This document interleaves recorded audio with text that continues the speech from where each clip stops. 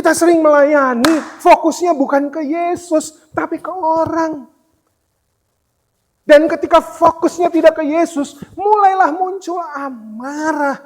Mulailah muncul cemas. Kenapa kita buat sendiri? Maria so tahu kita menu ini mesti A, B, C, D. Dia cuma duduk diam. Sedap sekali. Itu masalahnya. Dikerjain, tapi sambil ngomel. Dikerjain, tapi sambil bafeto. Orang Manado bilang, biar orang Batak tahu dikerjain tapi sambil merepet.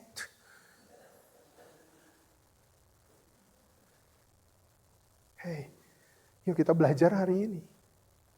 Bukan apa yang dilakukan Marta yang salah.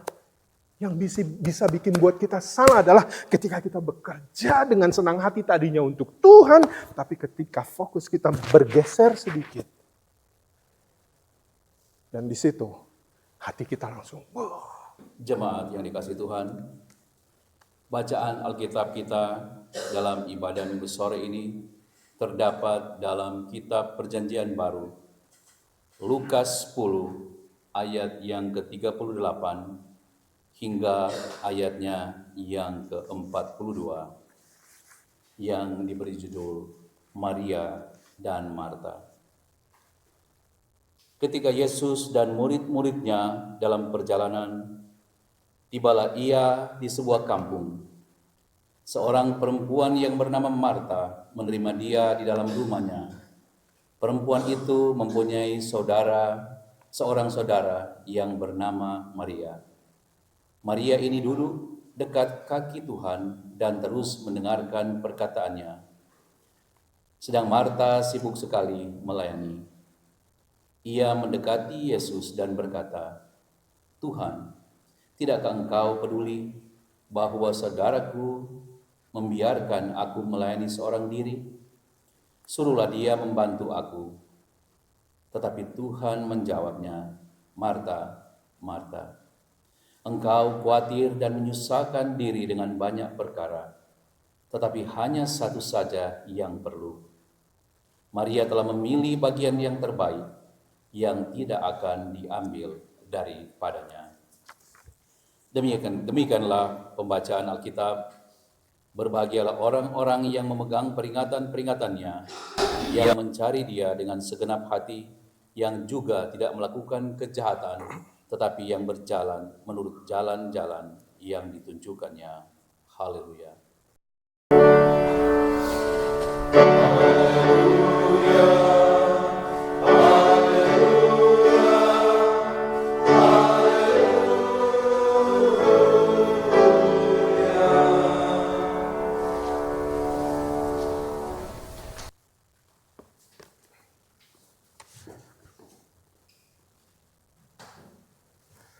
Bapak, Ibu, dan saudara-saudara yang dikasihi Tuhan, Shalom.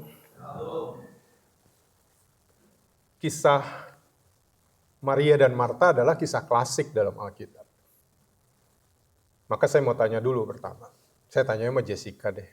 Mewakili tokoh yang sangat muda ya, yang hadir hari ini. Jessica udah pernah dengar kisah tentang Maria dan Marta? Sudah. Kalau Jessica saja yang masih teenager, gitu ya, sudah pernah dengar, saya yakin apalagi Pak Oscar sama Pak Rexi, gitu ya, apalagi kita yang lebih pasti setiap kita pernah dengar tentang kisah ini. Dan setiap kita yang mendengar kisah ini, kita punya penilaian khusus terhadap Maria dan Marta. Pasti. Sekarang saya tanya deh. Coba Bapak Ibu jawab. Mana yang lebih baik, Maria atau Marta? Cepat jawabnya. Maria. Ada yang jawab? Marta. Menurut kita. Kenapa? Karena kita udah punya pandangan. Sehingga Bapak Ibu kalau ketemu sama teman-teman atau sahabat atau saudara, Bapak Ibu bisa hitung. Berapa teman-teman perempuan yang dikasih nama Maria dan berapa teman perempuan yang dikasih nama mana lebih banyak? Pastinya. Dan itu menjadi sebuah seperti kesimpulan secara umum bahwa Maria lebih baik dari Marta. Tapi saya mau bilang hari ini, sabar dulu. Kita mesti menggali ini lebih dalam. Jangan sampai penilaian ini terus kita bawa dalam kehidupan kita, tetapi sebenarnya kisah dalam Alkitab tidak menunjukkan itu. Saya ambil contoh misalnya. Apa kira-kira yang akan Bu Yoke lakukan? Ketika dalam ibadah ini tiba-tiba Tuhan Yesus datang dan bilang, Ibu Yoke, jam 7 saya mau ke rumah Ibu Yoke. Apa yang Ibu akan lakukan? Pulang, begitu amin, amin, amin, Ibu Yoke langsung naik oto, langsung pergi kemana? Nah, pasti. Atau Ibu Yoke akan beli beras basmati, beli ribs. Tuhan Yesus mesti coba kita punya nasi kebuli. Tuhan Yesus mesti coba kita punya ribs. Wajar bukan? Ya.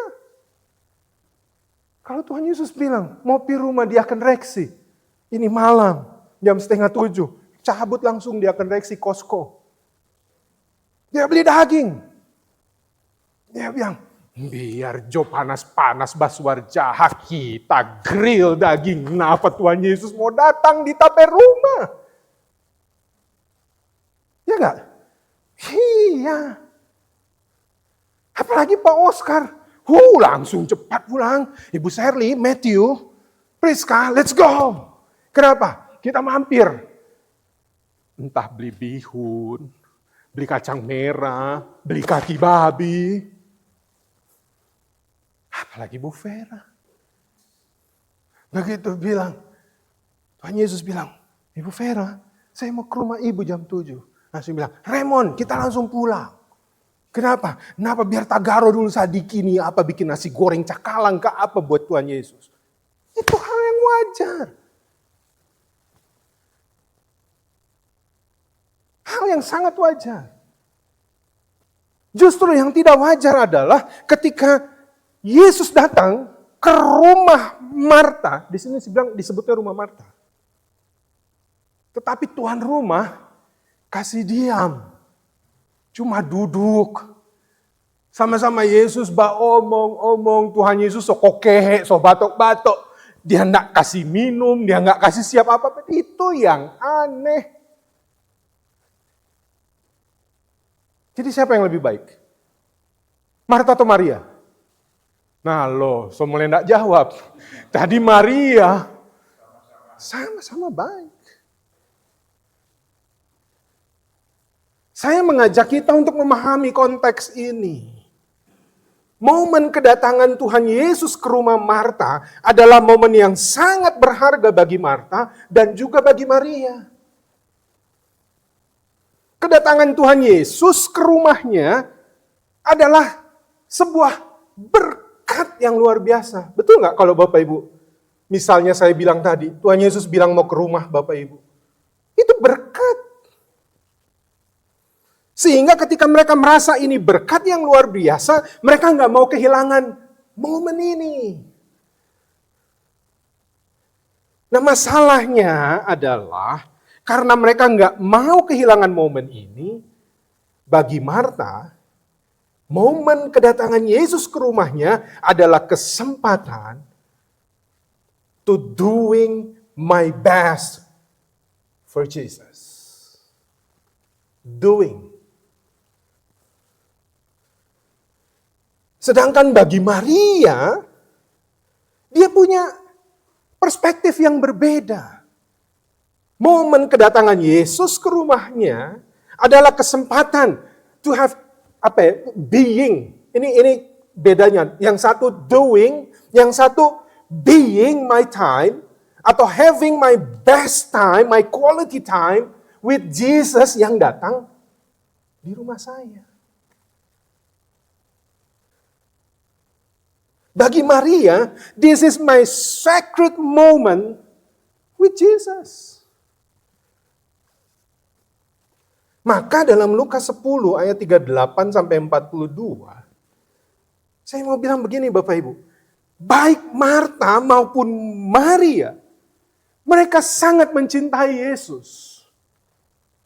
Tetapi mereka memiliki ekspresi yang berbeda untuk menyampaikan ekspresi rasa bahagia, menyampaikan ekspresi rasa cinta kasih mereka kepada Yesus. Karena dua orang ini punya perspektif yang berbeda. Tetapi mereka punya tujuan yang sama. Mereka merasa bahwa, ini berkat. Cintanya Marta adalah cinta kepada Yesus yang diekspresikan melalui pelayanan dan tindakan. Batas sibuk dia. Batas sibuk. Itu bahasa orang Timur. Basibuk dia kalau bahasa orang Manado. Basibuk dia. Gak mungkin Yesus datang, lalu saya tidak menyiapkan apa-apa. Begitu Marta bilang, Yesus berkenan mampir ke rumahnya, langsung di otaknya Marta, apa dia punya appetizer? Apa dia punya main course? Apa dia punya dessert? Semua dia mau sajikan yang terbaik bagi Yesus. Dan itu cara Marta mengekspresikan cintanya kepada Yesus. Gak ada yang salah dengan ini.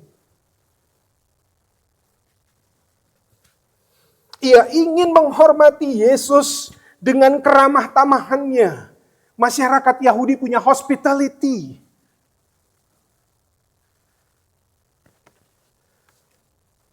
Cuma masalahnya satu. Bukan soal dia sibuk, Tuhan Yesus bukan gak suka sama dia punya kesibukan. Bukan. Tapi masalah dari Marta adalah kesibukannya membuat dia cemas, membuat dia stres, dan akhirnya membuat dia mengeluh. Ini masalahnya. Bukan apa yang dia buat yang Yesus tidak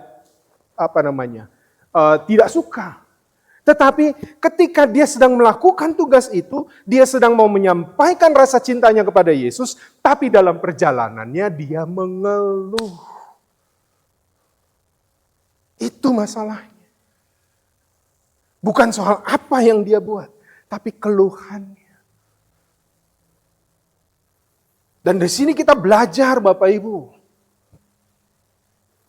Yesus gak bisa bilang sayang sama Marta atau lebih sayang sama Maria dibanding Marta. No. Tidak. Tolong dibuka. Ini saya baru dapat Yohanes 11 ayat yang kelima. Bapak Ibu perhatikan kalimat ini perlahan-lahan. Yohanes pasal 11 ayat yang kelima.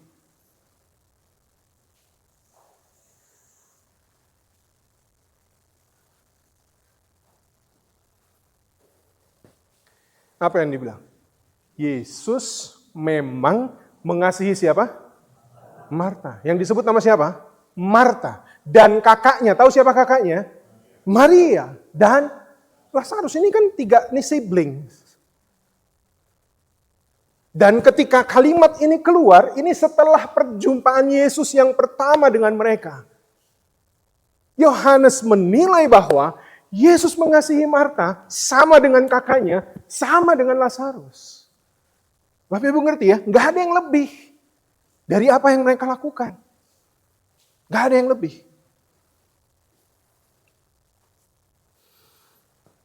Tapi ketika Marta mulai mengeluh,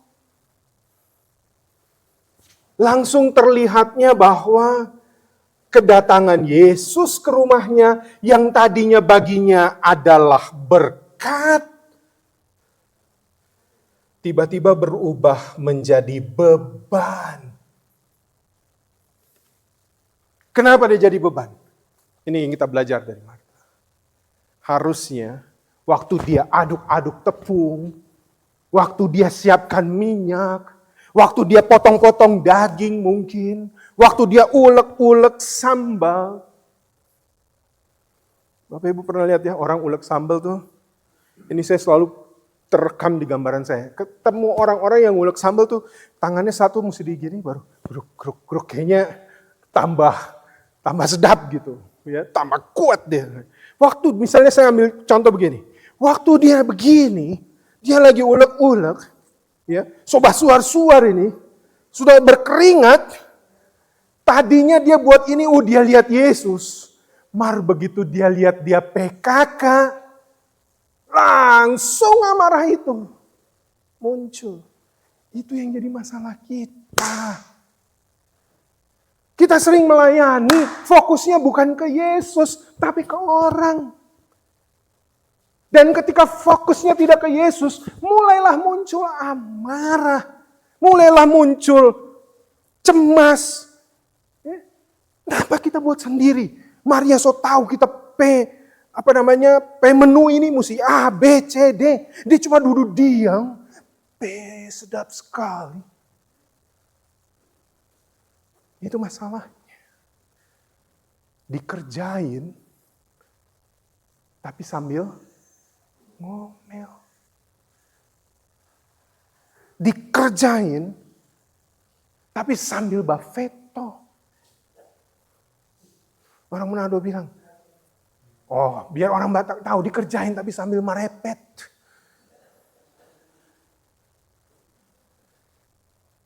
Hei, yuk kita belajar hari ini.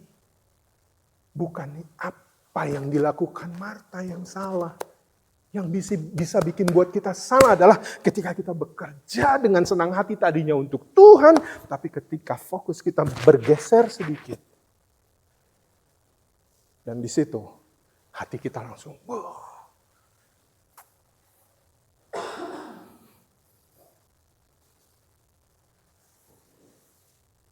Itu masalah Marta. Cintanya bersifat aktif dan praktis. Tetapi ketika kehilangan fokus, tidak disertai keheningan hati, maka mulai dia mengeluh. Beda dengan Maria.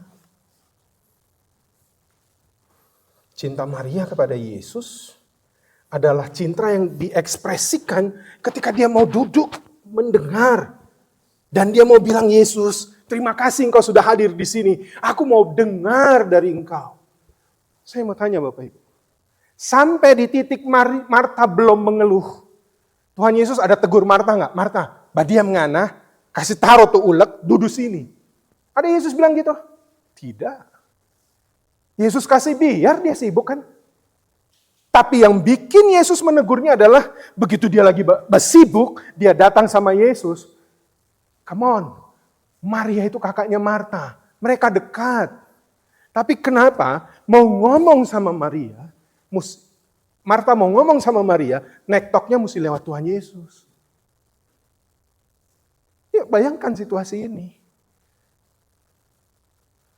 Tuhan, kok diam aja? Nih saya pakai bahasa bebas ya, tafsiran bebas. Kok kamu diam aja? Ketika saya sibuk, dia cuma duduk diam-diam. Di situ Yesus menegur dia. Tapi Maria tidak. Maria duduk. Kan bisa aja gini, Maria lagi duduk di kaki Yesus. Bayangin Bapak Ibu, orang kalau sibuk di dapur, pasti ada suaranya kan? Grusuk, grusuk, grusuk, grusuk gitu ya.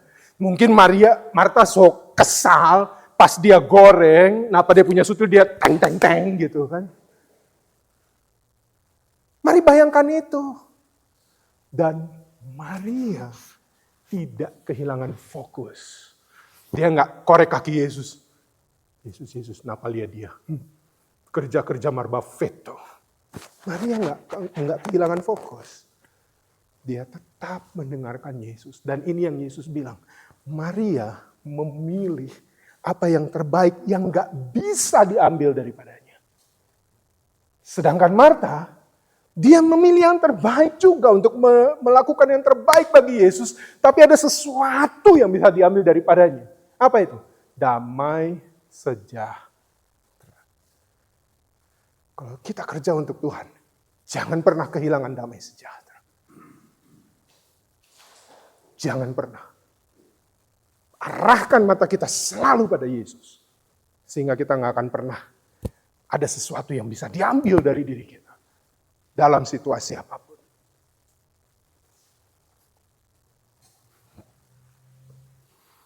Maka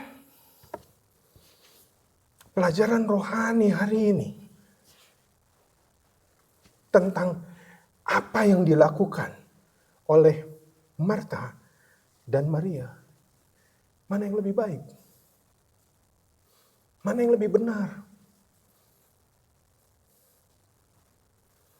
Doing something seperti Marta?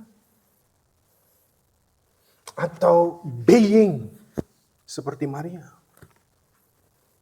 Mana yang lebih berkenan bagi Yesus? Mana yang Tuhan Yesus lebih suka?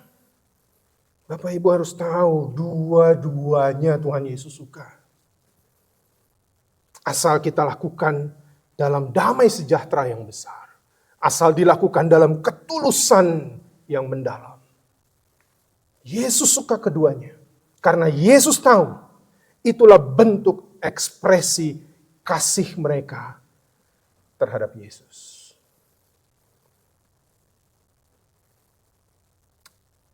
Maka hari ini kita mau belajar. Apa yang dilakukan Maria dan Marta adalah dua hal yang dibutuhkan dalam persekutuan, pelayanan, dan kesaksian. Baik doing maupun being, mesti ada relasi kita dengan Tuhan yang mendalam. Itu yang menggerakkan kita untuk mengekspresikan rasa cinta kita kepada Tuhan. Karena pelayanan tanpa dasar penerimaan untuk mendengar firman Tuhan, itu bisa menjadi kering, penuh kecemasan, penuh iri hati, penuh kebencian.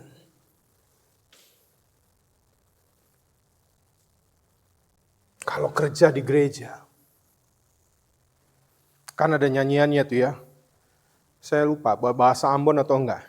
Kerja buat Tuhan selalu nisi, biar pikul salib gitu ya. Atau apapun. Selalu kalau mata kita tertuju pada Tuhan, itu akan selalu manis. Tapi begitu mata kita nggak tertuju lagi sama Tuhan, tapi sama manusia yang duduk di sekitar kita, maka kita bisa kehilangan damai sejahtera. Janganlah bekerja, tapi dengan hati yang penuh kedongkolan, dengan hati yang penuh kebencian. Suami istri aja, kalau istri masak buat suami, dia lagi dongkol setengah mati. Biasanya garam 1 sendok, jadi berapa sendok? Enggak ada suami-suami yang berani jawab. No. Jangan.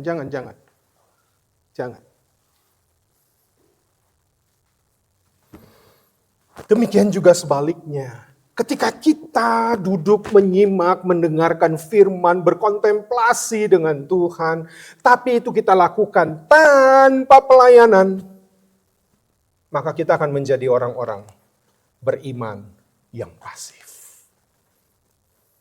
Lalu kita langsung tarik kesimpulan, wah berarti Maria salah, jangan cepat-cepat. Kita lihat nanti, jangan cepat-cepat dulu. Ya, tapi saya mau bilang begini. Kita harus ingat 2 firman. Yang pertama Roma 10 ayat 17. 2 firman ini ingat. Dalam kita membangun kehidupan bersama kita. Mari kita baca sama-sama. 2, 3. Jadi iman timbul dari pendengaran dan pendengaran oleh, ini siapa yang lakukan ini? Maria. Dia lakukan ini. Jangan berhenti dulu. Terus Pak Pendeta, Marta dang. Yang berikut, Yakobus 2 ayat 17.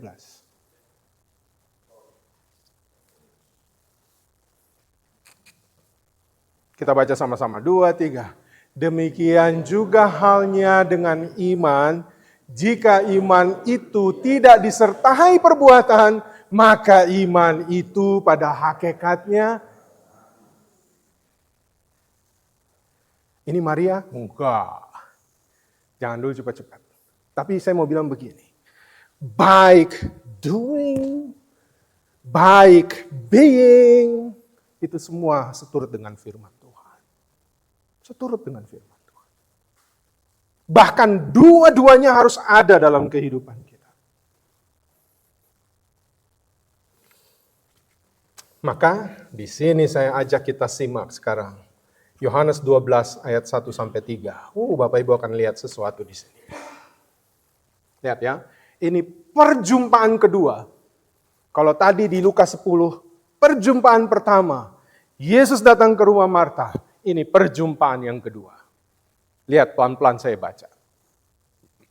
6 hari sebelum Paskah, Yesus datang ke Betania. Ini kampungnya Maria, Marta, Lazarus. Tempat tinggal Lazarus yang dibangkitkan Yesus dari antara orang mati. Ayat kedua. Lihat. Di situ diadakan apa? Perjamuan untuk siapa? Yesus, ya. Apa yang Marta buat? Still the same. Kalau dibilang Marta melayani berarti di mana dia? Dapur. Bedanya apa? Nanti Bapak Ibu lihat beda.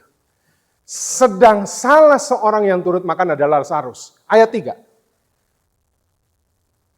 Maka Maria, di mana Maria? Still the same, duduk dekat kaki Yesus, sama. Nggak beda yang mereka lakukan. Bahkan Maria yang tadinya cuma diam, tapi di sini Maria doing something. Apa itu? Mengambil setengah kati minyak narwastu muri yang mahal harganya, lalu meminyaki kaki Yesus, menyekanya dengan rambutnya. Dia doing something? Yes. Ayat 2, balik lagi ke ayat 2. Sekarang kita lihat Marta. Apa bedanya Marta di sini sama di Lukas? Dia tetap melayani, Maria ndak bafeto. Mesti Maria cuma duduk di kaki Yesus. Sama kejadiannya. Tapi beda bukan? Terjadi transformasi. Dia tetap melakukan yang terbaik untuk Tuhan. Tapi tanpa menggerutu. Tanpa lihat Maria. Nggak tahu diri. No. Dia tetap layani Yesus. Karena itu adalah momen berharga bagi dia. Baik Marta. Baik Maria. Mereka melakukan sesuatu yang luar biasa.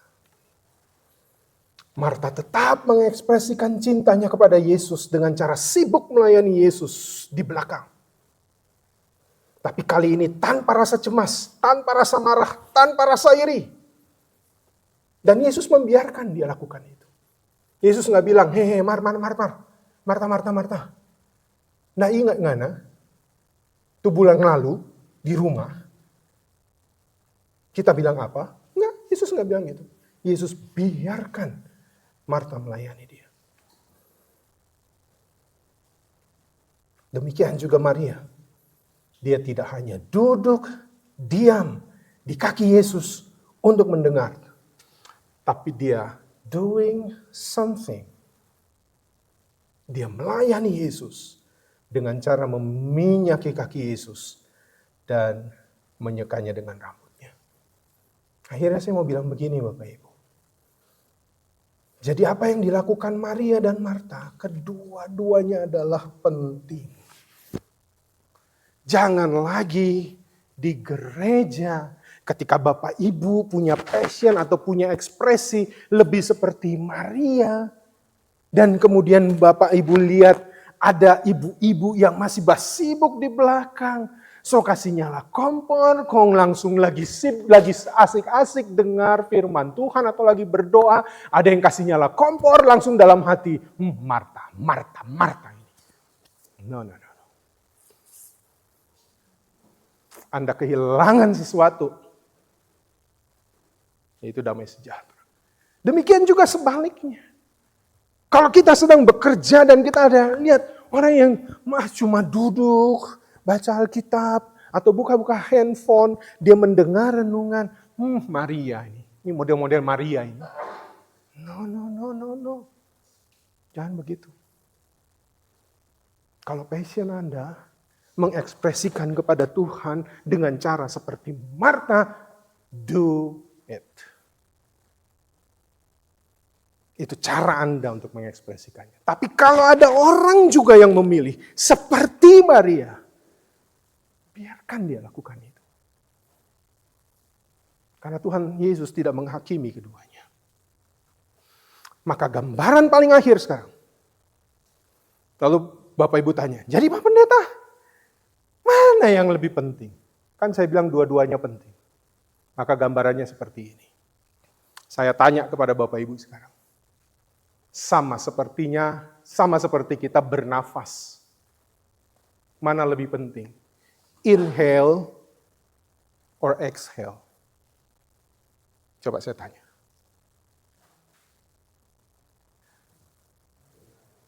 Ada yang bisa bilang inhale lebih penting? Coba inhale tanpa exhale. Berapa lama nggak kuat? Coba. Atau ada yang bilang exhale lebih penting. Coba apa yang mau ngana buang kalau nggak ada yang ngana hirup kan? Betul nggak? Ya. Betul nggak? Ya. Melayani Tuhan. Itu sama seperti kita nafas. Mau seperti Maria. Dia lakukan apa? Inhale. Dia hirup firman itu. Terinternalisasi di dalam dirinya. Inhale. The word of God dia hirup. Tapi tidak dia diam. Karena kalau dia diam lama-lama mati. Mesti dia exhale. Mesti dia hembuskan. Dengan melakukan sesuatu. Yaitu pelayanan. Jadi mau bilang mana yang lebih penting? Dua-dua penting. Jadi kalau mau coba jangan di sini. Di rumah. Inhale tanpa exhale. Coba Jo. Ya. Atau yang sebaliknya. Seperti Marta. Exhale. Sampai tetong-tetong begini gitu. Gak mau inhale. No. Mati. Tapi gereja ini akan hidup. Ketika kita sebagai gereja kita sadar. Dua hal ini harus kita lakukan. Penting seperti Maria. Penting juga sebagai Marta. Dan itu yang membuat gereja menjadi hidup. Tuhan memberkati saudara. Amin.